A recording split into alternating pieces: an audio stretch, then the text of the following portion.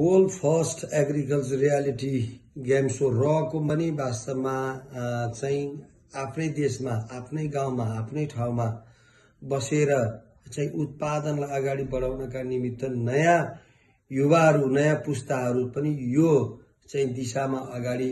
बढाउन सक्यो भने बढ्न सक्यो भने साँच्चै नै मुलुकले एउटा नयाँ ढङ्गको कृषि क्रान्ति जुन अहिले यो चलिरहेको छ यो राउन्ड टेबलको रूपमा चाहिँ देखिरहेको छ हामीले world first agriculture reality game so जो मार्फत विशेष गरी युवाहरूलाई चाहिँ उत्साही र प्रेरणाको स्रोतको रूपमा यो कार्यक्रम छ। यो कार्यक्रम मार्फत पनि म सबै युवाहरूलाई त्यसमा चाहिँ हेर्न आग्रह गर्दै मुलुकमा नै भएका स्रोत र साधनहरूको म्याक्सिमम प्रयोग र उत्पादनशीलमा लाग्न युवाहरूलाई पनि हामी आह्वान गर्दछौँ। यो जुन कार्यक्रम अहिले प्रस्तुत भइरहेको चलिरहेको छ world first agriculture reality game so र